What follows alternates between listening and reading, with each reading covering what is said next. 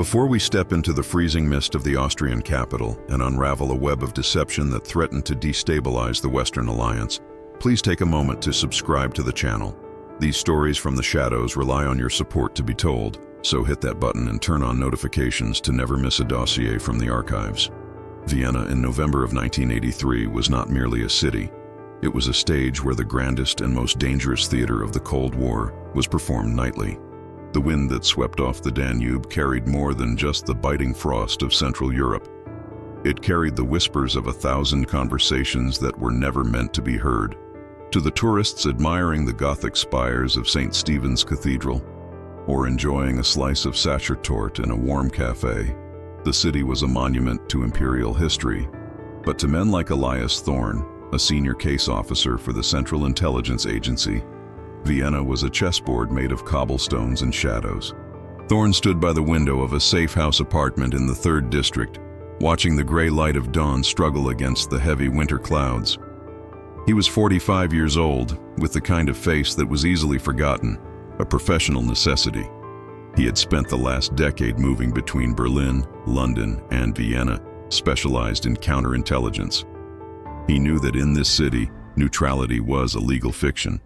The Austrians played host to everyone: the Americans, the British, the French, and in staggering numbers, the Soviets. It was said that if you threw a stone in the 1st District, you would hit a spy, and the person you hit would apologize in 3 languages. The operation at hand had been codenamed Silver Fox. It wasn't about a missile silo or a tank division, at least not directly. It was about the flow of information. For months, Langley had been tracking a leak. High-level NATO communication protocols, specifically regarding nuclear readiness in West Germany, were finding their way to Moscow before the ink was dry in Brussels. The leak wasn't coming from a hacked wire or a stolen radio. It was coming from a person. A courier. Someone with legitimate access to the West and a secret allegiance to the East. The breakthrough had come 3 days prior, not from a high-tech satellite intercept, but from human error, the most reliable vulnerability in the espionage game. A nervous asset in the Soviet trade delegation had whispered a name and a location to a CIA handler in a park near the Schönbrunn Palace. The name was Julian Ashcroft. The location was the Hotel Imperial on the Ringstrasse. Ashcroft was a phantom to the intelligence community. On paper, he was a logistical consultant for a transnational shipping conglomerate based in London.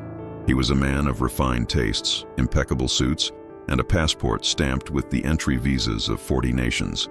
He moved through the Iron Curtain with the ease of a diplomat, facilitated by his company's contracts to move grain and machinery into the Eastern Bloc. But the asset claimed that Ashcroft's briefcase carried more than shipping manifests. He was the pipeline. He was the man who physically carried the stolen secrets from the compromised source in Brussels to the KGB handlers in Vienna. Thorn turned away from the window and looked at the team assembled in the small, smoke-filled living room. There was Miller, a technical operations officer who could wire a cockroach to transmit audio, and Sarah Jenkins, a surveillance specialist whose ability to blend into a crowd was uncanny. They were the reception committee.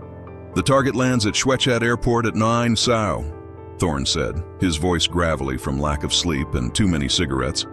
"He checks into the Hotel Imperial at approximately 10:30. He has a reservation for a junior suite, room 204. We have room 205. Miller looked up from a chaotic spread of wires and soldering irons. "The Imperial is old school, Elias. Thick walls, high ceilings. Getting clean audio is going to be a nightmare without drilling, and if we drill, we risk the hotel staff noticing. The housekeeping there is militantly thorough." "No drilling," Thorn commanded. "We use contact mics on the adjoining door and the ventilation ducts. We need eyes in the lobby and the bar. Ashcroft isn't just there to sleep. He's there to make a handover. The KGB doesn't send a courier to a hotel like the Imperial just for the room service. They use the noise, the flow of people. It's a public place that feels private." The plan was delicate. They couldn't just arrest Ashcroft. An arrest in Austria without solid, tangible proof of espionage would cause a diplomatic incident that the State Department would never forgive. The Austrians tolerated the spy games only as long as they remained invisible. If the CIA caused a scene in the lobby of the country's most prestigious hotel, Thorn would be on a plane back to Washington before he could pack his bags. They needed to catch him in the act.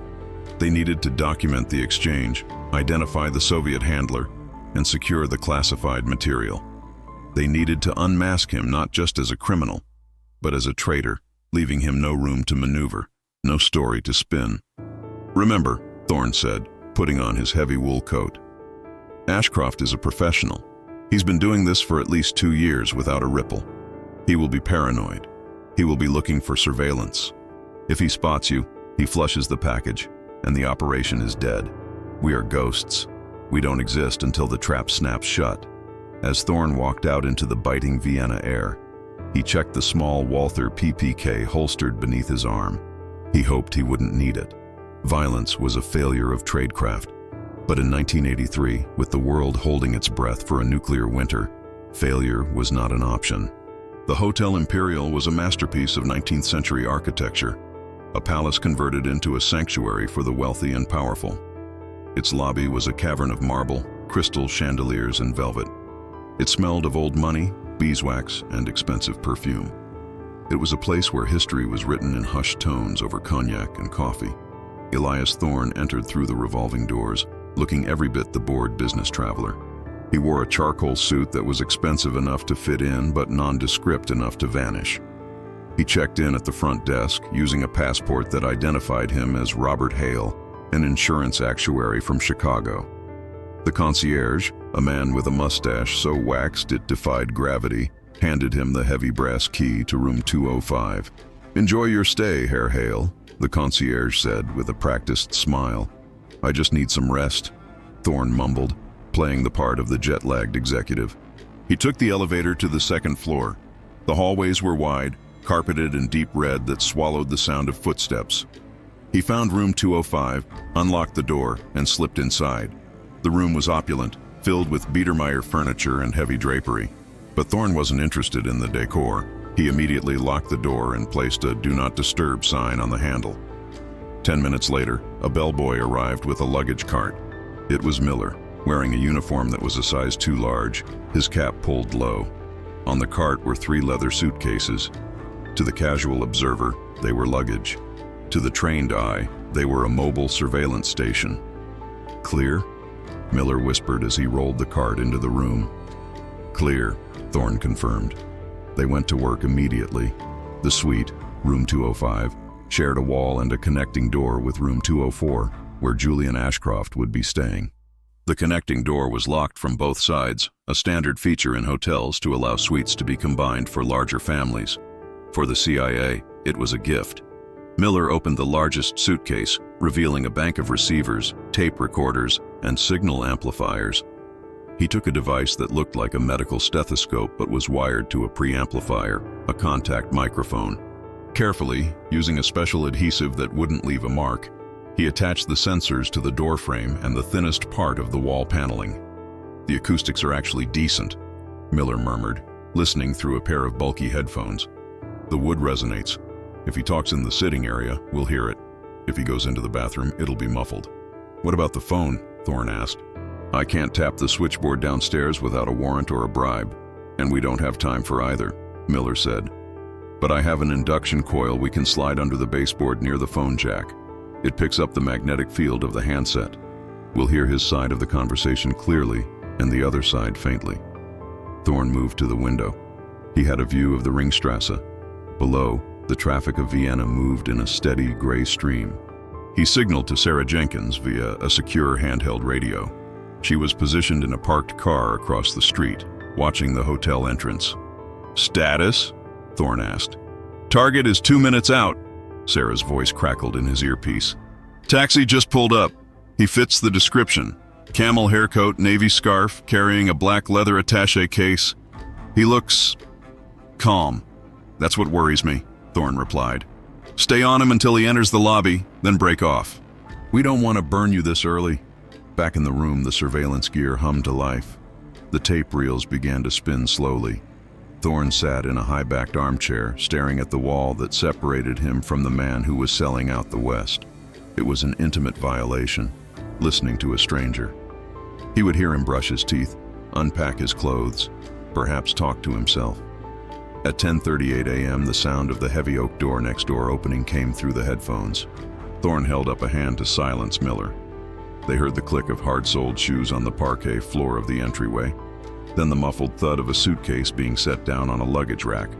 Then, silence. Ashcroft didn't turn on the TV. He didn't make a call. He didn't run the water. "What is he doing?" Miller mouthed. Thorne closed his eyes, visualizing the room next door. A professional would be doing exactly what Thorne had done, sweeping the room. Ashcroft was likely checking for bugs, looking behind paintings, checking the lampshades, perhaps even using a portable RF detector to scan for radio frequencies. It was a tense 10 minutes. If Ashcroft found anything, he would walk out, and the operation would be over before it began. Miller's equipment was passive.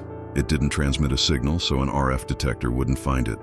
But if Ashcroft spotted the induction coil near the baseboard, or noticed the slight vibration of the contact mic on the door, finally the sound of a heavy sigh came through the speakers.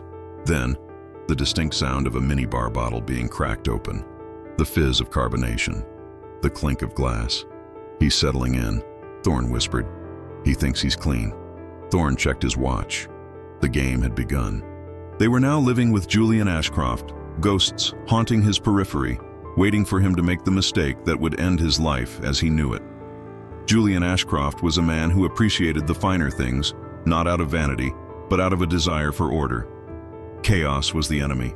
In his work as a logistics consultant, chaos meant lost cargo and angry clients. In his secret life, chaos meant a black bag over his head and a flight to a location that didn't appear on maps. Inside room 204, Julian took a sip of the mineral water and adjusted his tie in the mirror. He was 42, with silvering temples and the practiced posture of the British upper middle class. He looked at his reflection and saw a man who was in control. But beneath the starch of his shirt, his heart was beating a rhythm of pure adrenaline. The briefcase on the bed looked innocuous. It was a high-end Italian leather attaché, the kind carried by bankers and lawyers across the continent. But the lining of the case contained a false bottom, accessible only by inserting a thin metal pin into a specific pore in the leather near the handle. Inside that compartment were 20 sheets of microdot film and a handwritten cipher pad. The intelligence he carried was radioactive. It detailed the deployment schedules of the new Pershing II missiles in West Germany. The Soviets were terrified of these weapons. They reduced the warning time of a nuclear strike on Moscow to less than 10 minutes. Knowing where and when they were being moved was worth a fortune, and Julian was being paid a fortune. But it wasn't just the money. It never was. Julian had convinced himself that he was a pragmatist. He believed the Cold War was a dangerous stalemate maintained by old men with outdated ideologies. By selling information, he told himself he was creating a balance. If the Soviets knew the NATO capabilities, they wouldn't strike out of fear. He was, in his own twisted logic, a peacemaker. He checked his watch.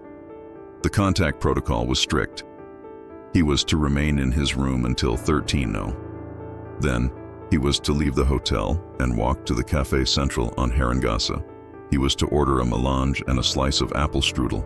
He was to read the Die Presse newspaper. If the coast was clear, his handler would approach him. If he felt he was being followed, he was to place the newspaper on the left side of the table and leave immediately. Julian moved to the window and looked out at the gray city. He felt exposed. The last trip to Brussels had been difficult.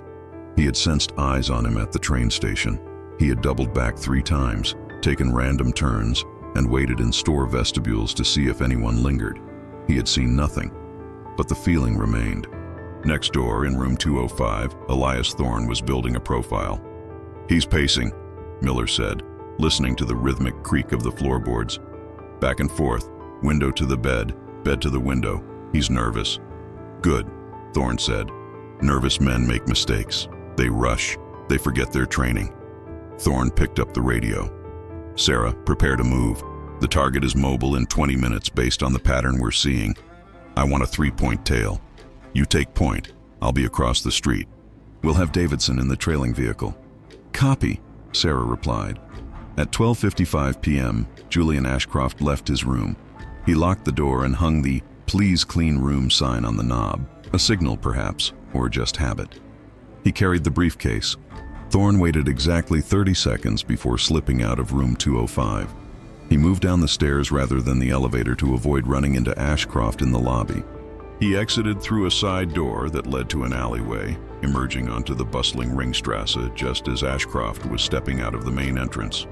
The street was alive with the lunch rush. Trams rattled by, their bells clanging. Men in heavy coats and fur hats hurried past. Thorne spotted Sarah Jenkins standing near a kiosk, pretending to browse magazines. She gave a subtle nod. Ashcroft had turned right, heading toward the Opera House, likely intending to cut through to the inner city. Thorne pulled his collar up against the wind. The dance of surveillance began. It was a game of angles and reflections. You never looked directly at the target. You looked at him through shop windows.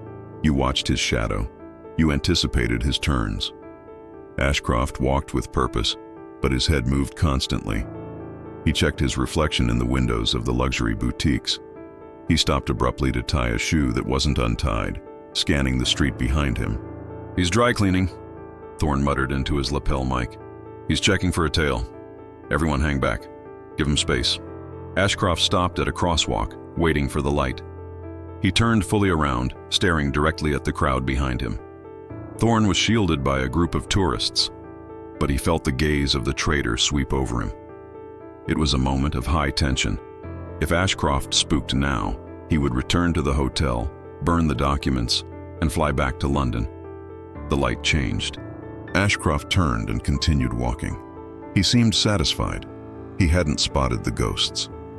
They followed him into the narrow, winding streets of the First District.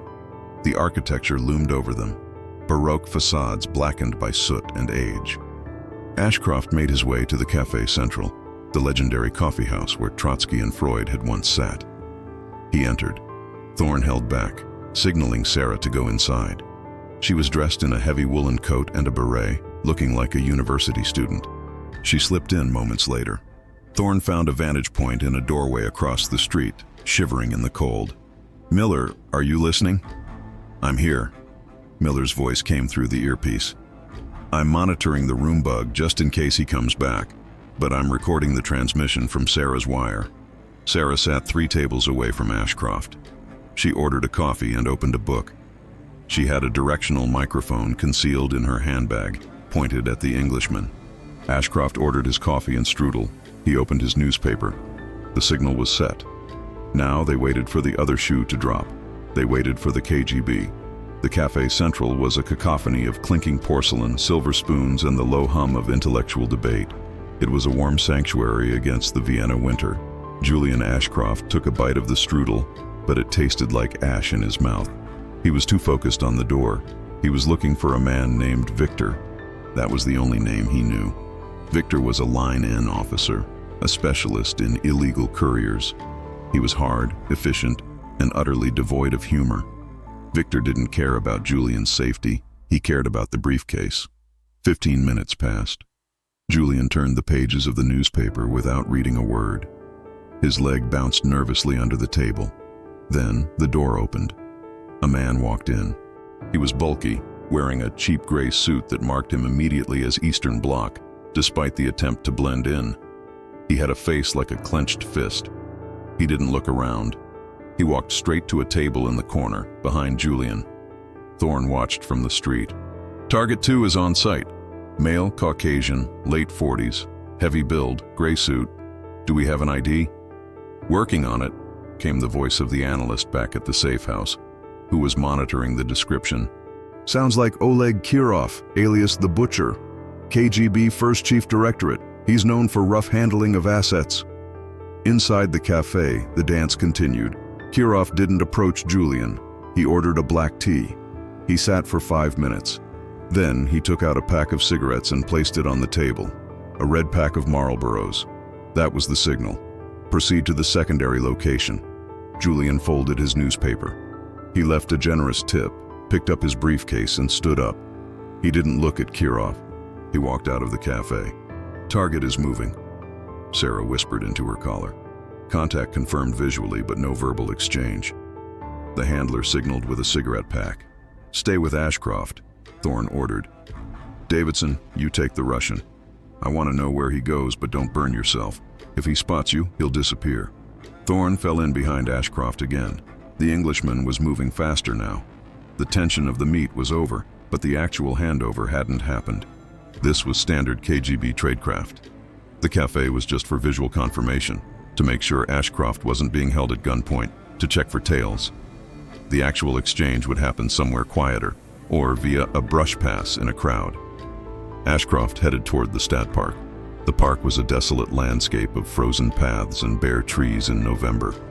It was open, making it hard to follow someone without being seen. "He's heading for the statues," Thorne said.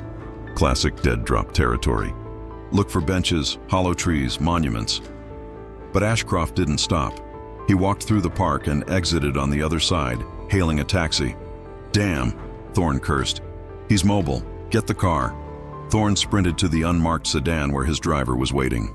They peeled out into traffic, struggling to keep the taxi in sight without getting too close. The taxi wove through the afternoon traffic, heading away from the city center toward the Prater amusement park. "The Prater?" Thorne questioned. "It's closed for the season. It's a ghost town." "Perfect place for a meet," the driver noted. The taxi stopped near the entrance of the amusement park. The giant Ferris wheel, the Riesenrad, loomed against the gray sky, a skeletal iron monument made famous by the film The Third Man. The symbolism wasn't lost on Thorne. Ashcroft got out and paid the driver. He walked into the deserted park. The silence was heavy. The stalls were shuttered. The rides were covered in canvas tarps. Thorne and Sarah approached on foot from different directions. They used the closed ticket booths for cover. Ashcroft walked to the base of the Ferris wheel. He stood there, checking his watch. He was alone. Suddenly, a maintenance worker in blue coveralls emerged from a service shed nearby. He was pushing a trash cart. He walked past Ashcroft, not stopping, not looking up. As the worker passed, Ashcroft swiftly placed the briefcase onto the bottom shelf of the trash cart. In the same motion, the worker dropped a folded newspaper onto the bench beside Ashcroft. The brush pass. It was over in 2 seconds. "Did you get that?" Thorne hissed. "Tell me someone got that on film." "I have it," Sarah said, her voice trembling with adrenaline. "I have the transfer on the long lens camera. The briefcase is with the maintenance worker." "Do we take them?" Miller asked over the comms. "No," Thorne said, his mind racing. "If we take the worker, we get the documents, but Ashcroft claims he lost his briefcase or it was stolen. He walks. We need Ashcroft to admit it. We need to break him." Thorne made a snap decision. "Let the worker go. We track him to the embassy to confirm the chain, but we focus on Ashcroft. He just picked up his payment. That newspaper is likely full of cash. He's going back to the hotel. That's where we take him." "Why the hotel?" Sarah asked. "Because," Thorne said, watching Ashcroft walk away with a lighter step. "In the hotel he feels safe. And when a man feels safe, he opens up. We're going to turn room 204 into a confession booth." Julian Ashcroft returned to the Hotel Imperial, feeling a euphoria that was almost intoxicating. The weight of the briefcase was gone. In its place, tucked inside his coat pocket, was an envelope he had retrieved from the folds of the newspaper.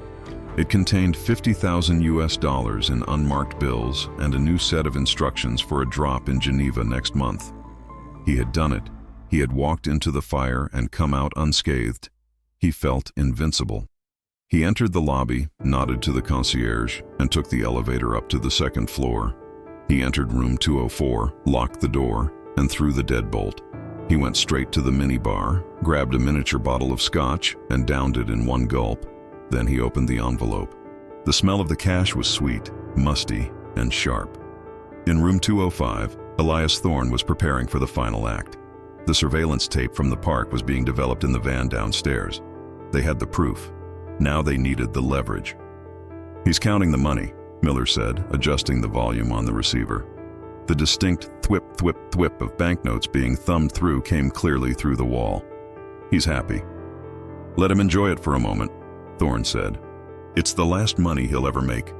Thorne looked at his team. "Here is the play. We don't kick down the door. We don't want him to panic and destroy the cipher pad he likely kept. We need to manipulate him. We need him to believe that the KGB has burned him." "Psychological warfare," Sarah said. "Exactly," Thorne agreed. "Miller, can you patch into his room's telephone line? Not just listen, but ring it." "Easy," Miller said. "Good. I want you to ring his room. When he answers, play nothing but static and a faint recording of his own voice from the park. Just a snippet. Something that lets him know he was heard. That will terrify him. Miller grinned. That's the point. Then 5 minutes later, I knock on the door. Not as the CIA, as hotel security. Thorne checked his appearance. He smoothed his suit. He needed to look bureaucratic, officious, and non-threatening until the trap was sprung. Do it, Thorne ordered. Next door, the phone in room 204 rang. Julian jumped. He shoved the money under the mattress. Who would be calling him? He hadn't given this number to anyone but the firm in London, and they wouldn't call at this hour. He picked up the receiver. Hello? Silence. Then a low crackle of static. And then, emerging from the white noise, a ghostly echo of his own voice. Geneva? Next month. The line went dead. Julian stood frozen, the receiver still pressed to his ear. The blood drained from his face. That was his voice. He had whispered those words to himself in the park while reading the note. How? He slammed the phone down. Panic, cold and sharp, pierced his euphoria. They know. He looked around the room. Suddenly, the luxury suite felt like a prison cell. The high ceilings felt oppressive. The silence was screaming at him. He moved to the window. Was there a car down there? A man watching? He ran to the bathroom and splashed cold water on his face. Think, Julian. Think. Maybe it was a crossed wire. Maybe he imagined it. Paranoia was part of the job. Then, a knock at the door. 3 sharp, authoritative raps. Julian stopped breathing. He stared at the door. The Do Not Disturb sign was on. Another knock. Louder. Herr Ashcroft? Hotel security. We have a situation. Julian's mind raced. Security? Had they found the briefcase? No. The worker had taken it. Had he been robbed? Just a moment, Julian called out, his voice cracking. He checked the peephole. He saw a man in a suit looking impatient. It wasn't the police. It wasn't the Russians. Julian opened the door a crack, keeping the security chain engaged. What is the meaning of this? Thorne looked at him through the gap. He didn't smile. Mr. Ashcroft, we have a report of a gas leak in the ventilation system affecting this wing. We need to check your room immediately. It is a matter of safety. I don't smell gas, Julian stammered. Carbon monoxide is odorless, sir, Thorne said, his voice clipping with Austrian efficiency, a practiced accent. Please open the door, or we will have to use the master key and evacuate the floor. Julian hesitated. If he refused, it would draw attention. If he let him in, he had to hide the money better. Fine, Julian said. Give me 10 seconds to put some clothes on. He closed the door, grabbed the money from under the mattress, and shoved it into his suitcase. He threw a shirt over it. Then he opened the door. Thorne stepped inside. He didn't look at the vents. He walked into the center of the room, turned, and locked the door behind him. Then he dropped the accent. Hello, Julian, Thorne said in his natural American voice. We need to talk about the Pershing missiles. The silence in room 204 was absolute. The ambient noise of Vienna outside seemed to vanish, leaving only the hum of the refrigerator and the terrified, shallow breathing of Julian Ashcroft. Julian backed away, hitting the edge of the writing desk. Who are you? I'll call the police. You won't, Thorne said calmly, walking over to the minibar and pouring himself a glass of water. Because if you call the Austrian police, they will arrest you for espionage. And once they are done with you, they will deport you. And do you know where you'll go? Not London. The Soviets will claim you. And I don't think Victor or Oleg will be very happy that you lost their $50,000. Julian's eyes darted to the suitcase. Yes, we know about the money, Thorne said, sitting in the armchair and crossing his legs. We saw the handoff at the Prater. We have photos of you, the maintenance worker, the briefcase. We have audio of your meetings in Brussels. We have everything, Julian. Your life, as you understand it, ended the moment you walked into that park. Julian collapsed onto the bed. The fight drained out of him instantly. He wasn't a soldier. He wasn't an ideologue. He was a businessman who had gotten greedy, and now the bill had come due. What do you want? Julian whispered. Are you going to kill me? I'm not the KGB, Julian. I'm CIA, Thorne said. I don't want you dead. You're useless to me dead. I want to make a deal. A deal? Julian looked up, a flicker of hope in his eyes. You are going to finish your stay in Vienna, Thorne said. You are going to act normal. You are going to go back to London, and you are going to continue working for the Soviets. You want me to be a double agent? Julian realized, horror washing over him. They'll kill me. They have ways of knowing. They won't know. Thorne interrupted sharply. Because you are going to feed them exactly what we give you. You are going to give them chicken feed, real enough to pass the smell test, fake enough to mislead them. You are going to be our eyes and ears inside the courier network. You're going to tell us who the other couriers are. You're going to tell us about the drop sites, the codes, the handlers. And if I refuse? Thorne reached into his jacket pocket and pulled out a photo. It was a grainy black and white image of the handoff at the Prater. He tossed it onto the bed next to Julian. If you refuse, this photo goes to the British authorities. You go to prison for 30 years for treason. Your family loses everything. Your name becomes a curse. Thorne leaned forward. Or, you work for us. We protect you. We pay you. Better than the Russians. And when it's done, in a few years, we relocate you. A new life. Florida, Arizona, somewhere warm. Julian stared at the photo. He saw his own destruction captured in monochrome. I can't do it, Julian stammered. I'm not a spy. I just carried a bag. You are a spy, Julian, Thorne said, his voice hard. You crossed that line a long time ago. Now you just have to decide which side you're really on. The side that pays you and threatens you, or the side that can actually save you. Thorne stood up. You have 1 hour to decide. I'm going to be right next door in room 205. If you try to run, my team in the lobby will stop you. If you try to call the Russians, we'll know. Think about your children, Julian. Think about what happens to them when their father is on the front page of the Times as a Soviet mole. Thorne unlocked the door. He paused before leaving. 1 hour, Julian. Don't make me come back in here with handcuffs. Thorne walked out, closing the door gently. He returned to room 205. Miller looked at him, headphones around his neck. Well? He's breaking, Thorne said, exhaling a long plume of smoke. He's terrified. Now we let him stew. He's going to look at that money, look at that photo, and realize he has no friends left in the world except us. And if he runs? Miller asked. He won't, Thorne said confidently. Men like Ashcroft don't run into the dark. They look for the nearest authority figure to surrender to. He's not a wolf, Miller. He's a golden retriever who got off the leash and is now realizing it's cold outside. They waited. The tape reels spun. Next door, they heard the sound of weeping. It was a pathetic, broken sound. But to Elias Thorne, it sounded like victory.